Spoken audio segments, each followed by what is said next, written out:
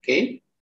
Jadi prinsip dasar dan konsep dasarnya itu yang pertama adalah mekanika, yang di sini mekanika itu adalah studi tentang bagaimana sesuatu itu bergerak dan apa yang menyebabkan sesuatu itu bergerak menurut Hickman pada tahun 1995.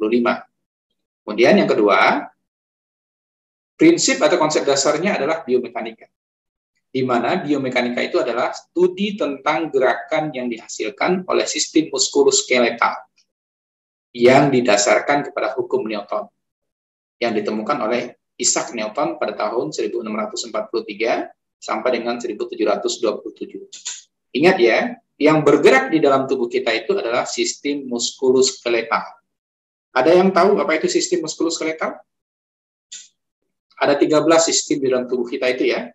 Salah satunya adalah sistem muskuloskeletal. Coba ada yang bisa jawab apa itu sistem muskuloskeletal?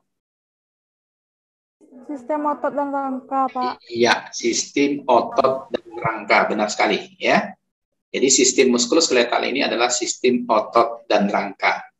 Jadi yang menyebabkan di dalam tubuh kita itu bergerak salah satunya adalah sistem ini. Contoh nanti saudara menggerakkan tangan seperti ini, ya. Itu yang bekerja di sana adalah tulang dan rangka, ya, atau sistem otot dan rangka, ya. Atau saudara memutar-mutar kepala, itu adalah bekerja di sana adalah sistem muskuloskeletal. Atau saudara berjalan, ya. Saudara ayun-ayunkan tangan, yang bekerja di sana adalah sistem muskuloskeletal.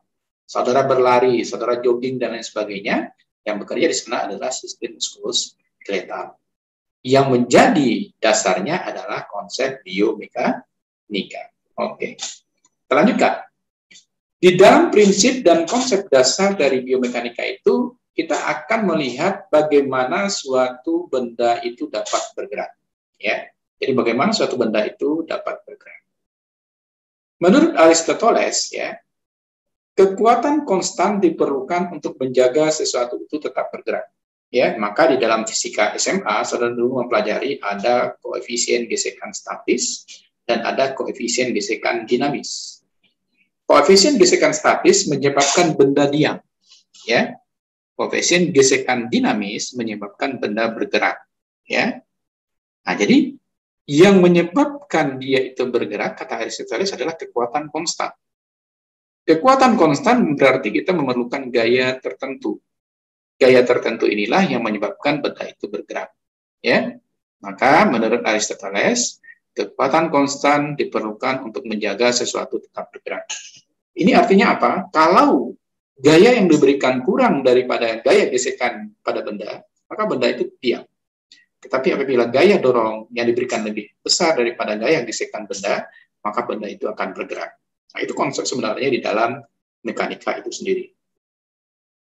Maka, aplikasi dari Aristoteles ini ditemukan 3 hukum oleh Newton. Yang pertama dinamakan dengan hukum Newton pertama. Yang dikenal hukumnya ini dengan hukum inersia atau hukum kelembaban. Ya. Jadi ketika kekuatan konstan itu diperlukan, maka Newton melakukan praktek ya atau praktikum sehingga dia dapatkan 3 hukum. Ya, hukum pertama dinamakan dengan hukum inersia atau hukum kelembaban. Apa ciri khas dari hukum Newton pertama itu? Pada hukum pertama Newton atau hukum inersia atau hukum kelembaban itu, Newton mengemukakan bahwasanya benda itu bersifat mempertahankan keadaan. Apa maknanya di sini? Ketika benda itu bersifat mempertahankan keadaan, maka gaya yang diberikan oleh gaya eksternal, kalau ingin benda itu bergerak, maka harus jauh lebih besar. Konsep benda di dunia ini tetap seperti hukum Newton pertama ini. Ya, dia akan mempertahankan keadaan semula. Artinya apa? Jikalau benda itu pada awalnya diam, ya, maka benda itu akan tetap diam untuk mempertahankan keadaannya. Kalau seandainya benda itu bergerak, maka dia akan mempertahankan dirinya untuk tetap bergerak. Contoh ini, saudara pernah nggak naik mobil? Naik angkot lah gitu. Pernah ya? Di dalam naik angkot misalnya saudara duduknya yang ini ya, yang ada sandaran di belakang bagusnya. Kalau sandaran di samping bisa jatuh, saudara. Ya, kalau sandaran belakang ketika mobil digas kencang oleh sopir, apa yang terjadi pada tubuh saudara? Saudara duduk, apa yang terjadi? Digas kencang, saudara terdorong ke belakang. Ya, kita terdorong ke belakang itu adalah usaha tubuh kita untuk mempertahankan diri untuk tetap pada keadaan semula. Kemudian tiba-tiba sopirnya ngerem mendadak, apa yang terjadi? Saudara terdorong ke depan, ya. Ketika kita terdorong ke depan itu adalah usaha tubuh kita untuk mempertahankan diri kita pada keadaan semula, sehingga kita tidak terjatuh, terjungkang lah istilah bahasa kitanya, ya, bahasa Minangnya, ya. Jadi, from oke, ada yang bertanya ya atau kebuka ininya? Oke, tidak ya. Jadi hukum Newton pertama itu konsepnya adalah benda itu bersifat mempertahankan keadaannya. Jikalau benda itu keadaan awalnya diam, maka dia akan tetap diam, dan jikalau benda itu bergerak, maka dia akan tetap bergerak. Ya, itu konsep pertama. Yang kedua, konsep kedua di dalam hukum Newton itu adalah semua benda atau objek akan bergerak bila ada gaya atau force yang mengakibatkan pergerakan. Ya, contoh kursi tanpa ada gaya, maka kursi itu akan diam. Tetapi ketika kursi itu saudara dorong sedikit dengan gaya yang lebih besar daripada gaya diamnya, maka kursi itu akan bergerak. Tahu saudara kan suka usil tuh, temannya lagi berdiri, ya, kemudian saudara dorong, ya, maka temannya itu akan bergerak kalau seandainya gaya dorong yang saudara berikan kepada teman itu lebih besar daripada gaya diamnya. Ya, artinya apa? Semua benda atau objek itu akan bergerak bila ada gaya atau force yang mengakibatkan pergerakan. Paham ya? Itu bunyi hukum Newton pertama. Ya, hukum Newton pertama ini dikenal juga dengan sigma F sama dengan 0. Ya, hukum Newton pertama itu dikenal dengan sigma F sama dengan 0. Sigma F sama dengan 0 artinya adalah resultan gaya yang bekerja padanya itu sama dengan 0. Nah, ini pelajaran vektor kita kemarin. Ya, sigma F sama dengan 0 itu artinya resultan gaya yang bekerja pada benda tersebut sama dengan 0. Jikalau ada sigma F itu terhadap sumbu X dan sumbu Y seperti kemarin, maka sigma Fx-nya sama dengan 0, sigma Fy-nya sama dengan 0. Maka Fx-nya kemarin adalah F cos theta dan Fy-nya kemarin adalah F sin theta. Nah, ini aplikasi vektor yang sudah kita bahas kemarin. Ya, jadi ketika kita berbicara hukum Newton pertama, maka dia mengatakan kelembaban itu terjadi apabila sigma F itu sama dengan 0. Ya, sigma F sama dengan 0. Ya, pahami itu. Kita lanjutkan dengan hukum kedua Newton. Pada hukum kedua Newton itu berlaku sigma F sama dengan M kali A. Jadi di sini berbeda, ya, sigma F-nya tidak lagi sama dengan 0. Ketika sigma F sudah sama dengan M kali A, maka benda ini pasti tidak diam lagi. Maka pasti benda ini akan bergerak. Kenapa dia bergerak? Karena dia memiliki nilai percepatan. Kita ketahui kemarin bahwasanya percepatan itu adalah contoh dari besaran vektor. Kalau besaran vektor, maka dia memiliki nilai dan dia juga memiliki arah. Maka ketika dia bergerak ini, maka tentu nanti akan ada arahnya kemana selain nilainya. Di percepatannya misalnya 2 meter per sekon, arahnya kemana? Misalnya arahnya ke utara, arahnya ke depan, arahnya ke belakang, dan seterusnya. Ya. Maka hukum Newton kedua ini berbunyi, apabila ada gaya yang bekerja pada suatu benda, maka benda akan mengalami suatu percepatan yang arahnya sama dengan arah gaya. Nah, ingat. Jadi, apabila ada gaya yang bekerja pada suatu benda, maka benda akan mengalami suatu percepatan yang arahnya sama dengan arah gaya. Dibuktikan dengan rumusnya adalah sigma F sama dengan M kali A. Ya. Maka kalau disuruh mencari A sama dengan sigma F per M. Kalau disuruh mencari M, maka M sama dengan sigma F per A. Oke, paham ya? Jadi tinggal kita menggunakan rumus segitiga untuk merubah persamaan ini sehingga turunlah rumus turunannya, ya. Oke, jadi ini hukum Newton kedua. Jadi di hukum Newton pertama kita berbicara benda statis, ya, benda diam, atau dikenal dengan hukum Gelembama. Ketika kita berbicara di hukum Newton kedua, maka benda itu tidak lagi statis, benda mulai bergerak. Kenapa benda itu bergerak? Karena ada percepatan, di mana percepatan itu adalah besarannya adalah besaran vektor. Di samping dia memiliki nilai, maka percepatan itu juga memiliki arahnya kemana. Ya, oke. Kemudian hukum yang dikeluarkan oleh Newton juga yang ketiga itu adalah hukum Newton ketiga. Hukum Newton ketiga itu berbunyi untuk setiap aksi selalu ada reaksi yang arahnya berlawanan. Oke, jadi di sini untuk setiap aksi selalu ada reaksi yang arahnya berlawanan. Maka untuk hukum Newton ketiga ini merupakan aplikasi dari benda yang bergerak juga. Ya, kenapa? Karena di sini ada gaya aksi dan ada juga gaya reaksi. Contoh, saudara didorong oleh teman, tetapi saudara kuat sehingga dorongan itu bisa saudara tahan. Maka sigma F aksi yang diberikan teman sama dengan sigma F reaksi yang saudara berikan sehingga saudara diam saja. Tetapi kalau seandainya saudara didorong oleh teman saudara, saudara lemah, kemudian saudara bergerak, bahkan jatuh, maka sigma F aksi yang diberikan teman jauh lebih besar daripada sigma F reaksi yang saudara punya. Ya, maka saudara jatuh. Aplikasi daripada hukum ketiga Newton ini adalah sigma F aksi sama dengan sigma F reaksi. Sampai di sana, ada yang mau ditanyakan? Yuk, saya buka pertanyaan terlebih dahulu sebelum kayaknya kita diingatkan untuk 10 menit, 40 menit pertama sudah mau habis. Silakan, sampai slide ini ada yang mau ditanyakan, saya buka dulu termin pertanyaan. Biar jangan kita udah masuk ke contoh gaya traksi, nanti kita dibatasi waktu. Silakan, kalau ada yang mau ditanyakan. Atau sangat paham? Sarah? Ada yang mau ditanyakan, Sarah? Unmute dulu, Sarah. Saya nggak dengar suara Sarah.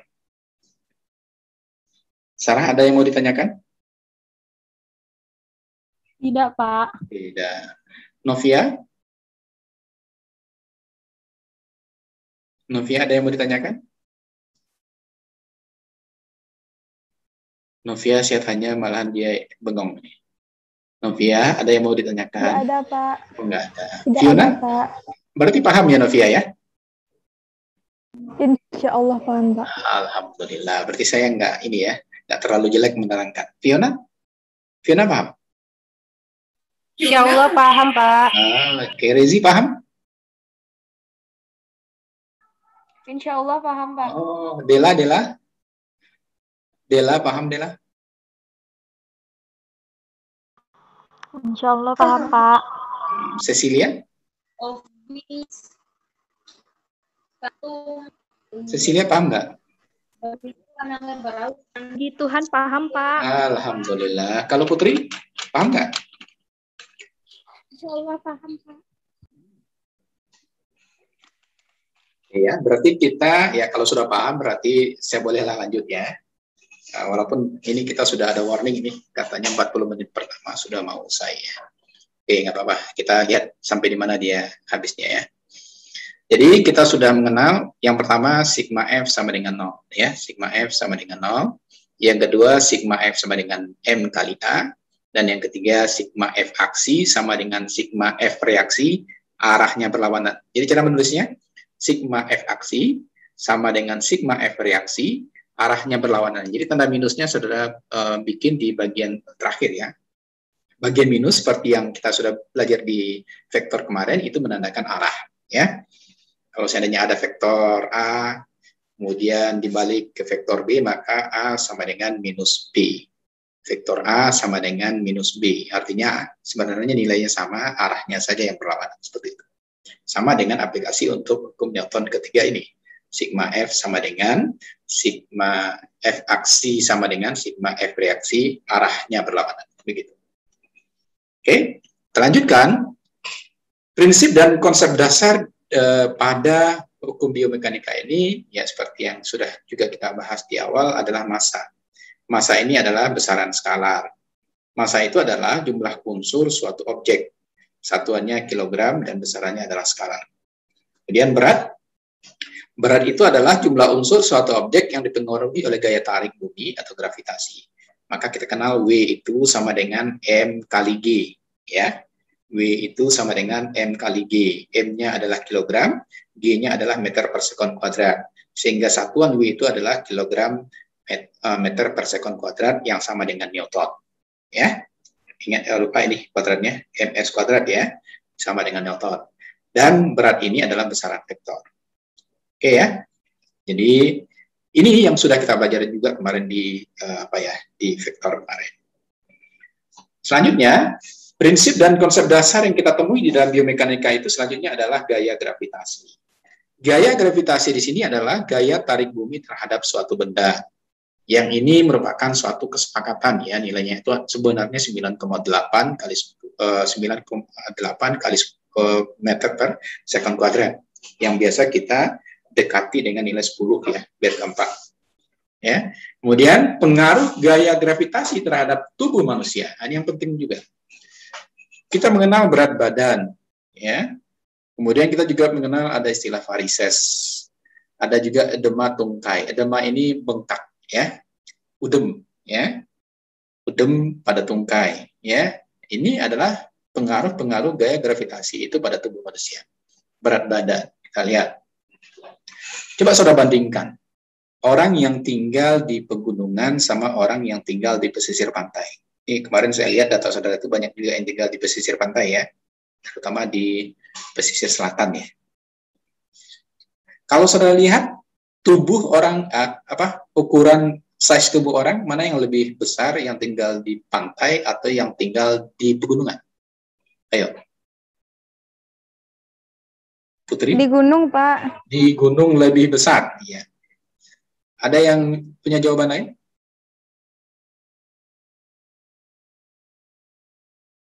Kalau Putri di mana, Put?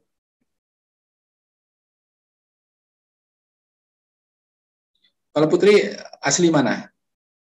Putri kan badannya ideal tuh ya, nggak gede ya. Putri kayaknya unmute dulu. Unmute dulu Putri. Putri senyum-senyum aja, tapi saya nggak tahu ngomong apa. Putri asalnya dari mana? Dari Alahan Panjang, Pak. Alahan Panjang. Alahan Panjang itu dekat danau ya? Atau dekat pantai? Kami dekat danau, Pak. Dekat danau ya, tapi badannya ideal ya. Kalau Cecilia orang pantai kan, orang Mentawai kan? Cecilia unmute dulu atuh, gimana sih? Iya, Pak. Ya, coba kita bandingkan berat badan Cecilia sama Putri. Cecilia berapa beratnya?